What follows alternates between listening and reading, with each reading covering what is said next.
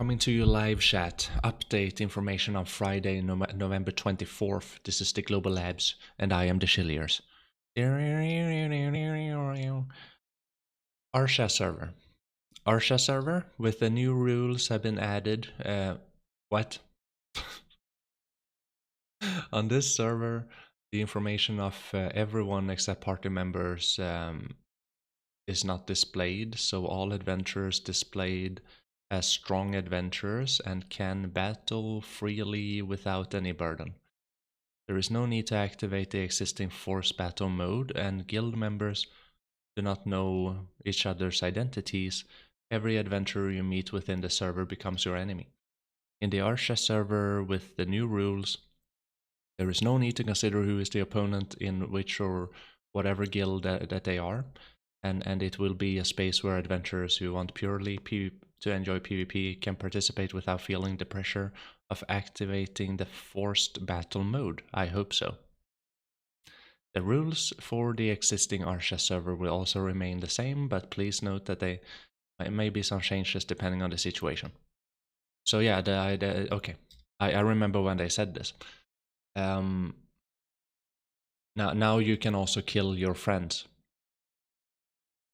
Now my input about this, not too many people saw me reacting to the Night Live J special, but my reaction to this is pretty bad. Because if you're wandering about and you see someone grinding and you flag up, I guess you don't need to flag up, but you go in there, you go kill this dude, and then all of a sudden it's like, oopsie, he died to a monster, and then oopsie, now you realize that that dude is your friend from the same guild that you're in. And then it's like, just a bunch of unnecessary drama and shit. Like, hey, why do you kill me? Like, we're the same guild. Like, you're my friend. Like, oh, really? Like, oh, I don't know. I didn't know it was you. I didn't know it was you. So, there must be a way of knowing who these people are. Even, like, like if you can't see, like, their name, like, a lot of people are grinding on Arsha. They just want to grind on Arsha. They don't really want to PvP. So, like, if someone dies to monsters, that happens like all the time, really. That happens like all the time. So I think I think it's good that you don't have to like actively alt C to like flag up. I think that's good, but whatever. The other things I think is you need to see who the player is, and then I'm all for it. I'm all for it that you can like kill your guildmate. I'm all for that, but you need to be able to see that it is your guildmate at least, or a friend of yours. Like maybe if you have them in the friend list, they have like a little icon on their head or something. I don't know. IPA to me, this makes Arsha more PvE friendly. I don't know. Arsha server with a new rule has been added. The existing Arsha server will be maintained. On this server, adventurers' information such as family information on the character, item acquisition, message, and death screen and journal are displayed as strong adventure. So they want everyone to be like anonymous, which is also pretty bad. I believe is pretty bad. If the adventurer is party member, his or her name will be displayed. This connected server is displayed of the tooltip and guide guild members contract icon in the guild member status. Okay. Yeah, they want everyone to be anonymous. On that server, everyone except you and your party members are treated as enemies. Units are not possible on this server, and if you join a unit on a regular server, when you move to the Arsha server, you'll be automatically withdrawn. Guild members belonging to the same guild are marked with the white square on the minimap. Wait, but then you can see who is your friends and not friends.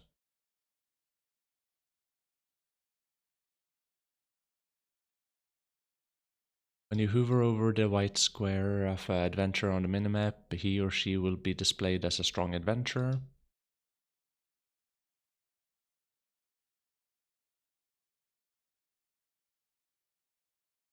No, but then you don't see it anyway. God damn it. Why are they being so confusing? You don't see it anyway. Why are they even writing this? Oh my god. The speech bubble above the character head is not displayed when chatting. Skills that benefit allies only apply to the party. Guild skill, passive, active skills applied to the same as before. During PvP on the Arsha server between warring guilds, increased death kill record between guilds is the same as before. Remove life skill rankings for Arsha and I'm down. No, you can't because the little icon just whited up. Yeah, so it's just the same thing. They shouldn't have written this because it's just the same thing. That got me confused, is all. To me, this seems like it should be a certain region, not all of Arsha.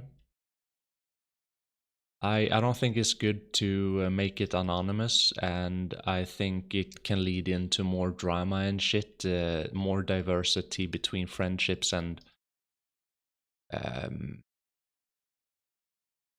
lot of people like to grind on Arsha. They don't want a PvP, so like people gonna go in there. They go full ham on someone that's PvEing. They don't know if there's the friend or not. Like they're gonna die to monsters. So I think it's a bad idea. I think it's a good idea that you can kill anyone, like your guilds and like your guild mates and your friends. I think that's a great idea. But you have to see like who it is. You have to see who the player is. Otherwise, it's like, hey, who are you? You want to die? That what? No. They want to cut down harassment. This only hurts it. It's gonna cause more harassment because more people are gonna be pissed off when they die to monsters losing crystals.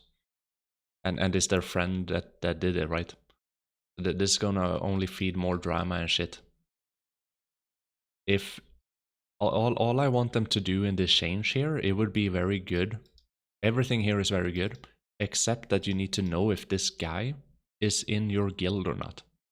You need to know who this guy is. Otherwise, everything is Gucci. In my opinion.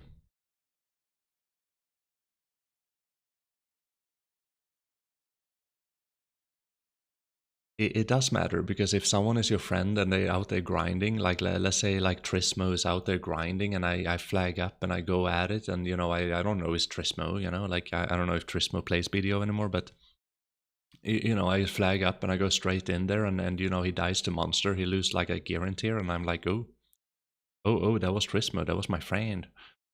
Oopsie.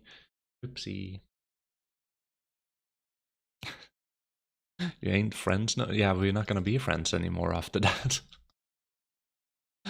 Add-ons. Wait, addition on. Wait. Additions? Additions and improvements.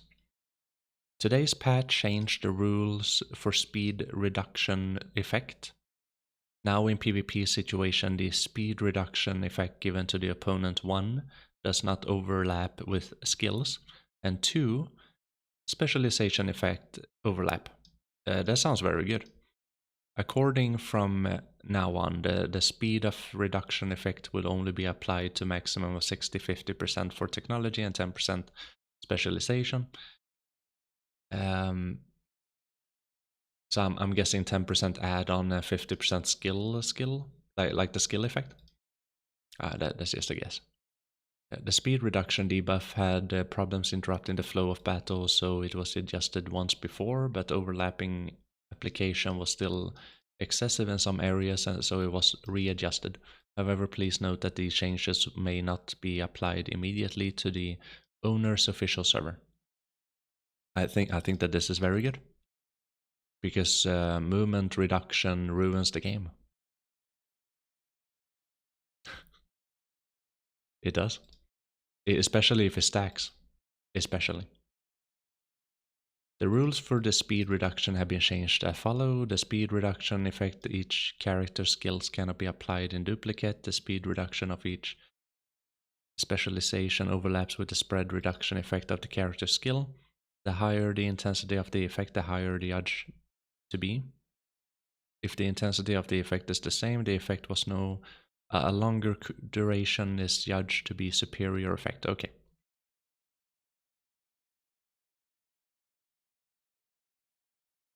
No, they don't remove the slows. No, but they have changed it before, and now they seem to be changing it a little bit again. It used to be tremendously bad in PvP large scale when people were like stacking and stacking movement debuffs on people. It kind of ruined the entire PvP because it was like it was so broken.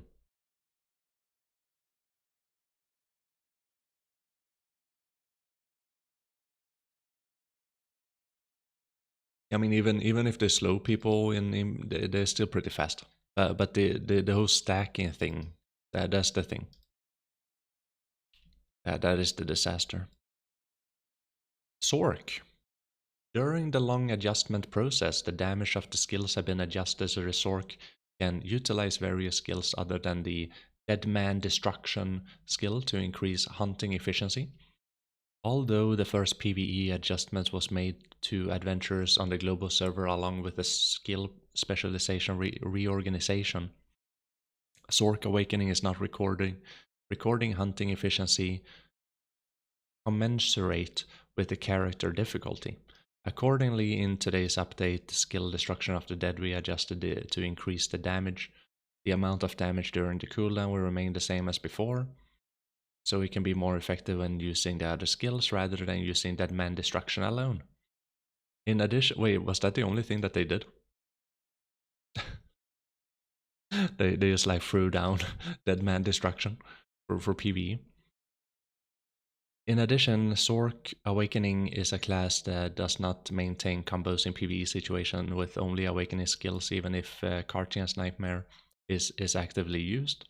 However, due to the skill used in PvP situations such as Dream and Flow Requiem, Requiem, it is not there for little technology available.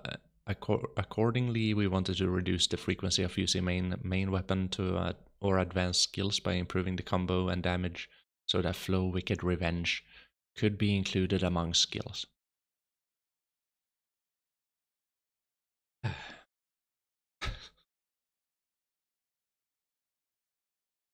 Arcania Purge? So yeah, they want you to use more skills than Dead Man's Destruction. I don't know what this means, but some people do. Yeah.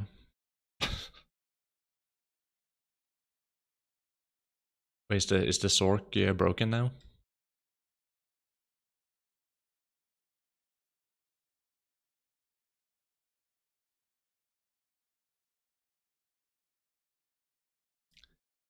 Safe.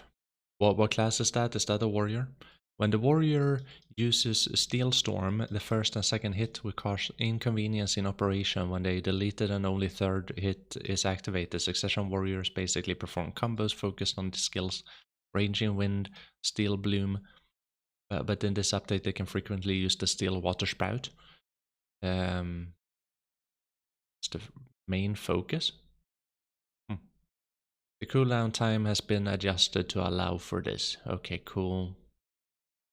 Did they also fix the warrior? Because like it kept on CC resetting that guy in that video one time. For like 50 hours.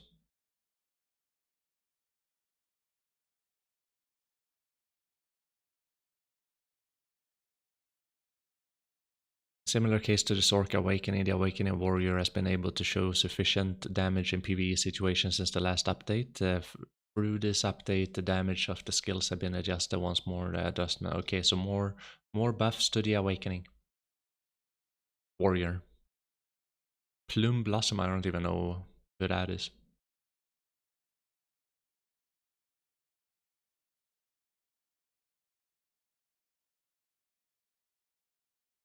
I don't know. I don't know these classes. Where's the LAN? Hashashin? In the case of Hashashin Succession, there were a burden of having to use the skills in large movement to obtain or reducing defense, increasing attack power. They did buff the Sork, yeah. Is that buff? Pog? Wait, that was Meva? Okay.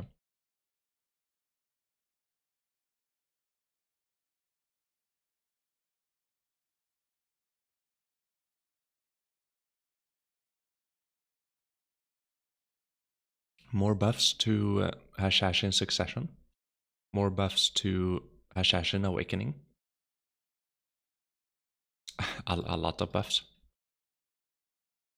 Fighter, I'm guessing that's the striker.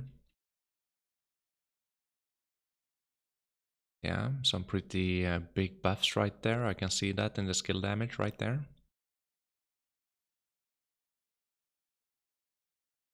Meigu.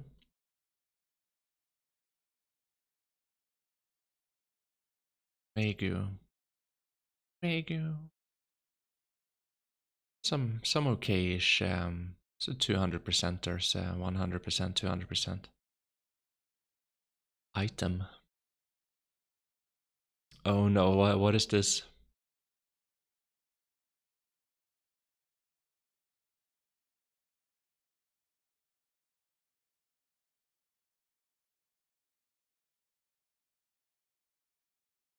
Marcel's armor? Marshall? Marshall armor? Okay.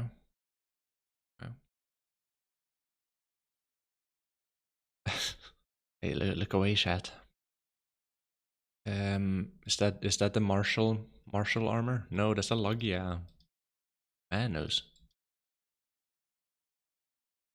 Changing descriptions and stuff like that. That's cool.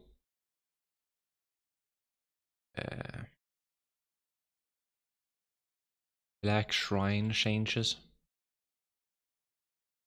So they're making they kind of I think they're making these to be easier to kill, but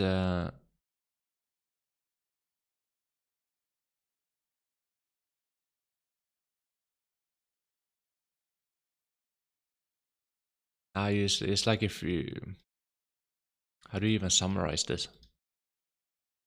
They fixing the attack patterns and I guess they fixing the mechanical gameplay. So like instead of dying to random attacks, it's like you die to the mechanical attacks. Like, so that's my interpretation of all of this. Many times I just die to like casual attacks in doing the bosses because my LAN sucks. You know, it's so squishy. Evu. Green Artisan Deep Rooted Hands Gathering minigame. That's cool. That is cool. Gathering and mining and tanning and slaughtering. Wait, slaughter. So that's a new kind of a minigame, I guess. No, the difficulty of the minigame has been improved. The difficulty of the minigame has been improved. Okay. Oh, ocean. God damn. Skill issue? Yeah, it is a skill issue. You know when they made it so much easier to capture the horse, right? You barely need to press the spacebar anymore. Many captains aiming to build a sailboat are sourcing sailboat material through daily quest, and it can be received from Aquila Eye, but the difficulty of the quest was somewhat burdensome for beginner captains to complete on their own. No shit. They used to take me a day to do all of these quests. We have added a colony of young sea kings in Northwest Ocean. Aquila Eye reduced the vitality of the sea monster than Nuvi's captain. Oh, really? Sounds like something for me. There's also experienced captains who help beginner captains by completing daily. Yeah, that's been a thing. The reward for the existing quest to kill a large sea monster hunter is given to the captains rather than the sailboat material. We have changed the items to help blah blah blah blah blah blah. In addition, we hope by adding titles. Okay, that's cool. Adding titles for defeating Sea King monsters. There's also a change in the Aquila commemorative coin. You can obtain the commemorative coin. The new Aquila commemorative coins have been adjusted so they can be exchanged for items in smaller quantities. That is good, I guess. In addition, a bunch of those materials right there, which could be not obtained through daily quest, have been added to the exchangeable items, allowing you to obtain most expansion material through the quest from Aquila Eye. That is good.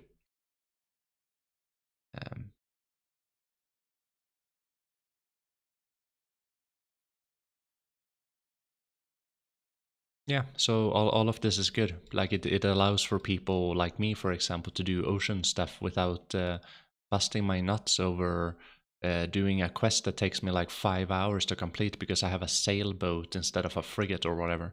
And you know, like just give me the carrack. Why does it have to take me like 5 hours to do a quest?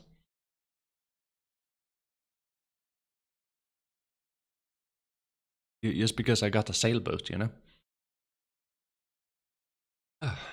Ocean monsters. Maximum health of the monster below have been reduced by 80%. God damn. Reduced. Yeah, that's pretty cool. 1,000. Wait, tail slap? Yeah, that's cool. Adding titles like that. Cool, cool, cool, cool, cool.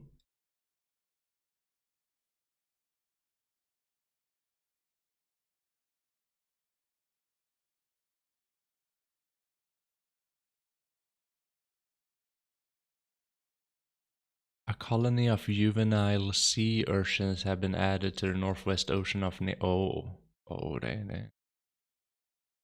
better be careful. The completion reward for the following quest can be accepted from quest.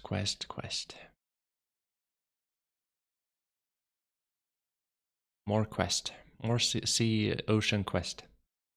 I don't mind it. I think it's pretty cool that they want to focus a little bit more on the ocean, and I think it's very nice.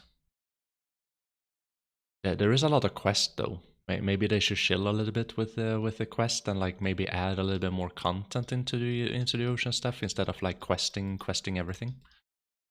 So you know, that would be cool. I'm not a big fan of questing.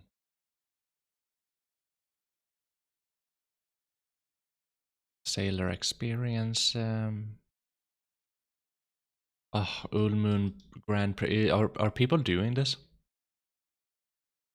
Are people actually still doing this? Like they never really did, but what were they doing now? When using the Ulmoon Grand Prix, content participants have been changed to be recruited through matching. Matching begins in the okay, so you get like a ranking or something. Matching.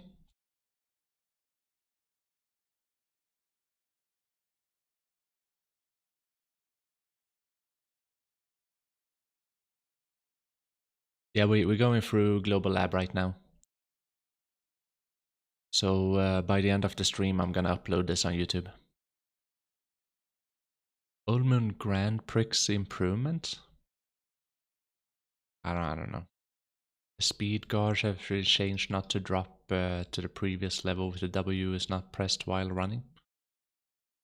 I only remember this in the beginning when you were like, if you were in the lead right there and you had like a guy over here, that guy would actually caught up to you because they boost your speed so much because you're like number 2, and you, like the number 2 would eventually win the race because they would just be broken like that. I guess the strategy were to maintain like second lead like and then until like you get that boost and then you just like fly through and get the number 1.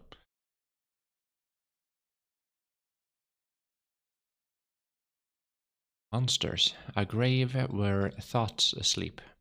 Unlike the other hunting grounds in Black Desert, a tomb where the thoughts sleep is a hunting ground where very high accuracy. This is the crypt. In order to use the hunting ground, you had to select a character with high accuracy or prepare additional specific settings. However, this with this patch, with the grave, the thought sleep is based on skill specialization, correction of accuracy increase, etc. We changed it to a hunting ground where hunting is possible with just accuracy. In this process, we reduced the monster evasion power and increased its vitality. Appropriate level, various classes can hunt according to its value. Okay. Evasion power of the monsters that appear in the grave where their thought sleep has been reduced by 20% compared to before. Vitality of monsters that appear in the tomb increased by 30% to compare before. Okay. Additional monsters have been placed in some locations in the tomb where, okay. Location of some monsters in the tomb have been adjusted.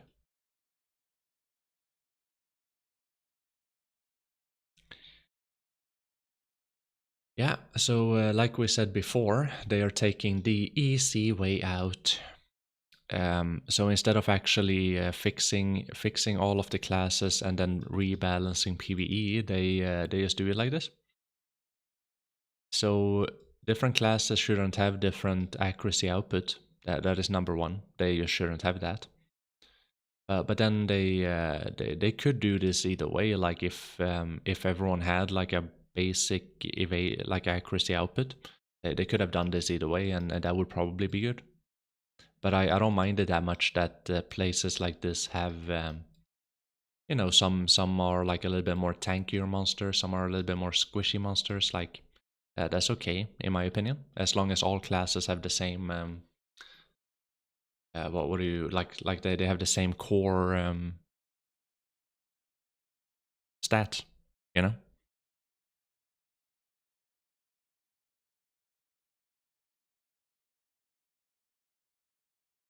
But yeah, I see this as a nerf. This is a nerf to the grind spot. People are gonna be able to kill these monsters faster, and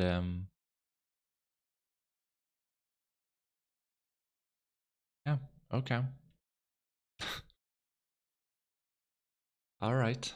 They still need to do a few more things here because like the double grind and all of that stuff. Like you need an item from mid game grind to do the item that you get in end game grind, and that's just a disaster. You need to go grind black shards in Sakraya, for example.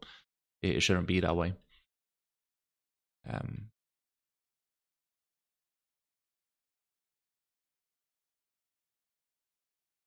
okay.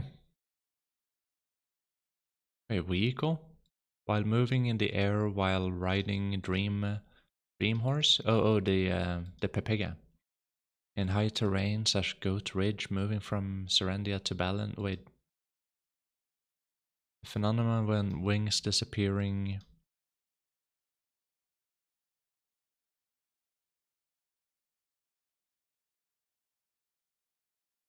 Okay. Okay. Typos in some quest have been corrected. That is good. So what is the important things here, chat? The important things here is this could have been good. This Arsha PvP could have been good as long as you can see who you're fighting. When it comes to characters here, this is good so you don't stack movement speed debuffs on people.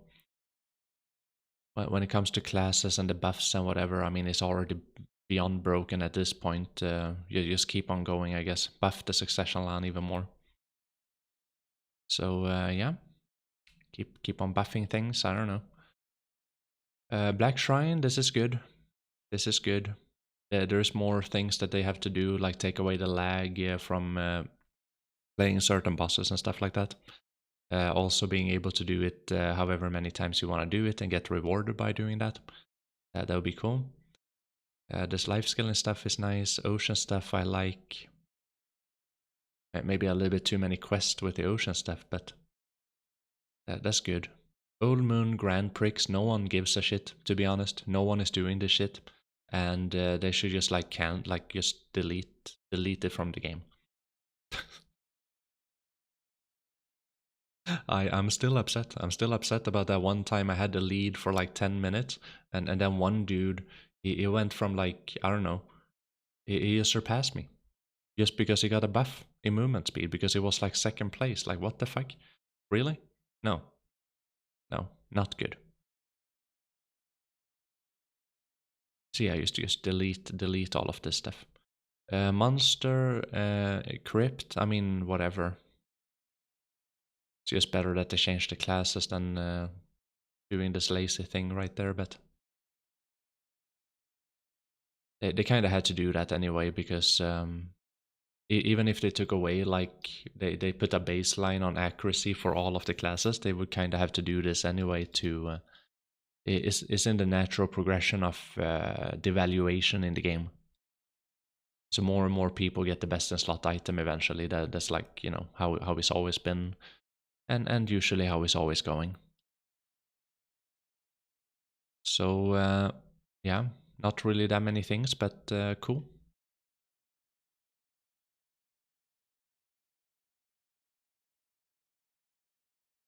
I expected them to nerf the LAN and buff the Awakening LAN, but well, I don't know.